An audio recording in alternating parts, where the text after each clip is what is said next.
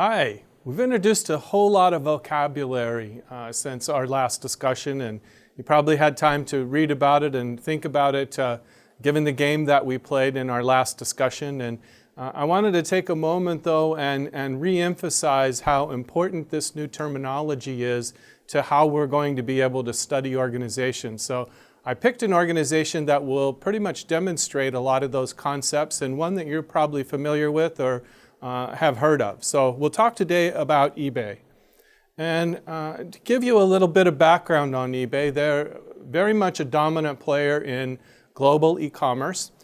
They have a strong market position. What they did was they were created by Peter Oudemiire, and he came up with this idea that there could be an online auction that substituted for what many people were experiencing in buying used goods or even new goods in auction settings in their local regions or states or cities.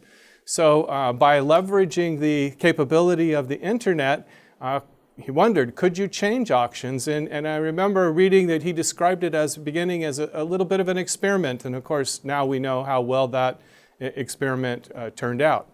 Now, it really required that he had to come up with a growth strategy that would increasingly look at new target markets and add new buyers and new sellers. His competition, or the competition now for eBay, includes Amazon, Rakuten, Etsy, Bonanza, Newegg, and there's a variety of other websites that are popping up that mimic this online auction type of situation.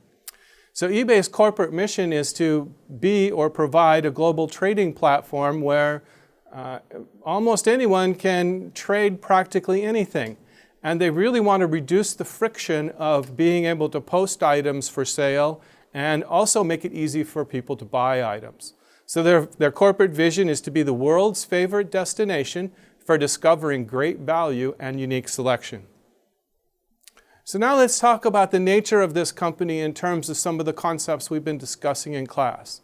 So very clearly, eBay competes in a two-sided market with its internet platform. So it's in a two-sided platform market, which we've discussed. Now the one side, of course, is the buyers, and the other side of the market is the sellers.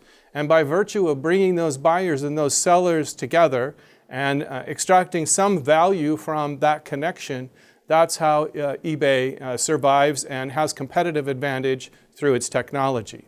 Now, we also introduced notions of cross-side network effects and same-side network effects in companies.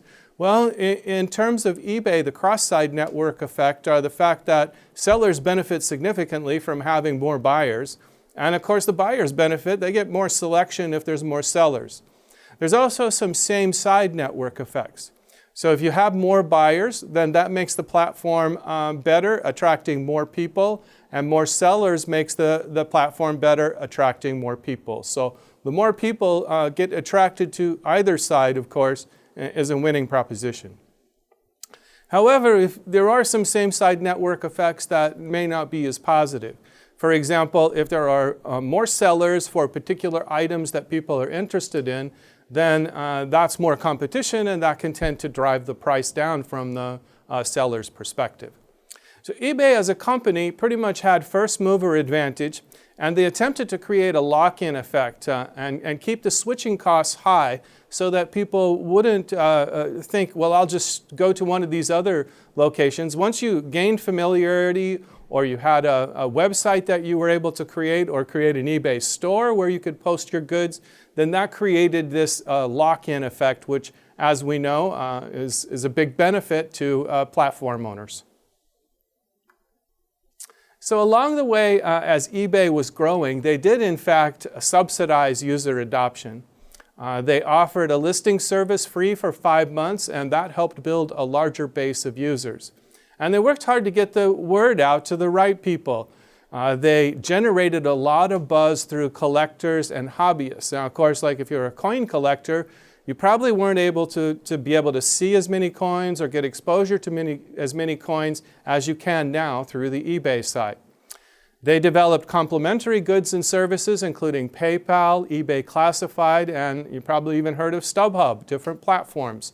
Now PayPal, as we know, has emerged to be a major platform for for paying for things. So that's become a company in its own right. eBay did have a dramatic failure in China.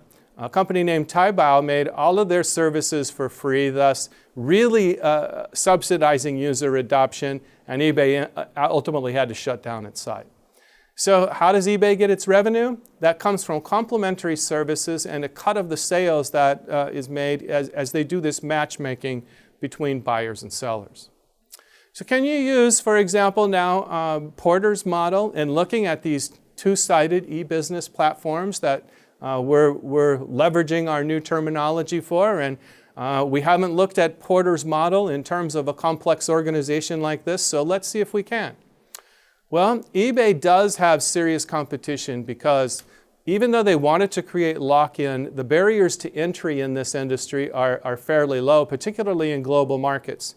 So another company that may want to come in would basically need a set of servers, a website designed to start to attract buyers and sellers. Now, it would probably be a little bit more difficult for them because they wouldn't be able to have that immediate brand awareness that eBay's been able to compete. I think in the future, online payments are going to be the source for the really heated battle, and the entry of Apple, Alibaba, and others is going to be really challenging for companies like eBay. Now, if you think about some of the suppliers or those who help eBay, Google, it turns out, has significant bargaining leverage because a lot of the eBay traffic site comes through that search engine. So for example, if you want to buy something, then you may search for that item, and the search term comes up and helps to direct you to eBay where that item might be for sale. So changes in search engine optimization and the costs associated with that from Google could have a big impact on eBay's market. So that's something that they have to watch very carefully. So what about the bargaining power of customers? So thinking of the two sides, just the customer side to start with. Well, the customers are a very strong force here. They have really high bargaining leverage because they can buy from multiple sources, and you need to provide them with as much advantage as you can of coming to eBay. They can choose both online and offline players, so there's different options for them. And other new entrants may have niche offerings. So for example, if you're looking for a particular thing, there might be an online auction house for just those particular items versus the more generic and broad items offered on eBay. And customers, of course, expect both low prices and a high level of services, so that's always going to eat away a little bit at eBay's profits margins as they try to have the best website they can and offer the best selling opportunities. So the bargaining power of suppliers for eBay, the suppliers are sort of a moderate force here. When we think about the suppliers, it's probably the people who make IT infrastructure, like the servers that actually execute all of the transactions in the database, keep the databases that keep track of who's buying and who's selling and how it's going, and of course keep track of the ratings that people give to sellers. All of those types of things have to be tracked in IT infrastructure. So it turns out that IT infrastructure vendors, their bargaining power isn't too high. There are other alternatives. Now, it could be that eBay is locked into some particular type of vendor architecture, which may have some implications. But that, I would say the bargaining power of suppliers in eBay's case is moderate. I think also we have to look at another supplier, and that's the delivery services that eBay has to work with. So Post Office, UPS, Federal Express, other companies like that, they're moderately powerful in this context because there are not lots and lots of different delivery services available. But for now, that they do have some power, but probably it's moderate. So let's talk about the threat of new substitutes. So hopefully all of this about Porter's model is coming back to you as we apply it now using our new terminology and way of looking at companies. New substitutes are probably a moderate force here. The substitutes would be all the brick and mortar marketplaces that are out there. So if I want to go to an auction and I happen to see something advertised in my newspaper, I may opt to go spend my money there because I can see things live and touch them maybe and handle them before I purchase them, compared to do things online. There's probably a moderate cost of substitution for me. Now, I'm probably not going to find the same availability, and that's something that eBay's counting on. So the customer and sellers, I would conclude, are probably only moderate likely to use substitutes in this case. So now, how about the threat of new entrants? Here we have companies that are running online classified ads. I think Craigslist and other companies now are advertising goods for sale, and those certainly could be thought of as new entrants. Ticket exchange businesses, etc., and they compete with eBay. And like I said earlier, there's a low cost of entry because the capitalization isn't really too high. You have to be able to build the website, of course, and bring it up on the servers and keep the database. And then there's going to be that big cost of trying to build the brand. There are fairly low switching costs for a buyer.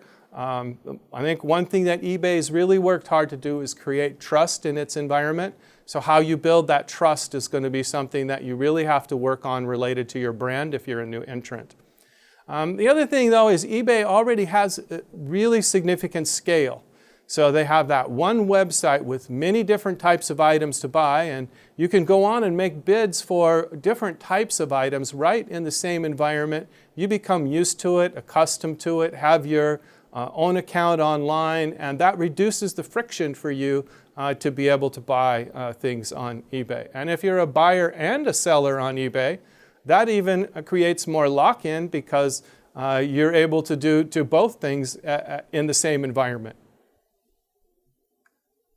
So in conclusion, I just want to kind of say that when we look at Porter's model, when we think about the other concepts that we're beginning to study, the cases that we've been discussing, we see that this new terminology that we're bringing to bear and the